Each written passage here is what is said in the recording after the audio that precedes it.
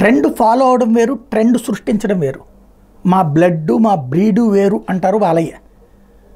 అలాగే ట్రెండుల్ని మేము ఫాలో అవ్వం, సృష్టిస్తాం అంటుంటారు. తెలుగుదేశం పార్టీ ఇప్పుడు చేసింది అదే సగర్వంగా ఫీల్ అవుతోంది. ఎన్నికలకు ముందు ఒక ఏడాది ముందు చూసుకుంటే అసలు తెలుగుదేశం పరిస్థితి ఏంటో అన్నటువంటి దశ నుండి చివరికి అసలు వైసీపీ పరిస్థితి ఏంటో అన్నటువంటి స్థితికి తీసుకొచ్చేయగలిగాం.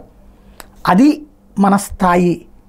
అట్లాగే 50 సీట్లు 70 సీట్లు అని భావించేటటువంటి జనసేన వాళ్ళని 21 సీట్ల దగ్గర ఆపగలిగాం.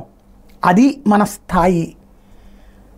కేంద్రంలో మోడీ చెప్పినట్టే సచ్చినట్టు మాట వినాలి అన్నటువంటి దశ నుంచి ఇచ్చిన 10 సీట్లతో సర్దుకునేటటువంటి స్థాయికి తీసుకొచ్చాం.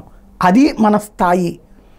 అట్లాగే ఎన్నికల సంఘం పూర్తిగా వైసీపీ పక్షపాతం అనుకునేటటువంటి దశ నుండి అధికారుల మార్పు లాంటి వాటిట్లలో మనం కోరుకున్నది చేయగలిగాం. అది మన స్థాయి.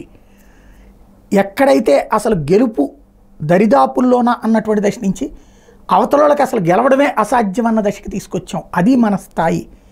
ఇది తెలుగుదేశం శ్రేణులు ప్రస్తుతం గర్వపడుతున్న అంశం.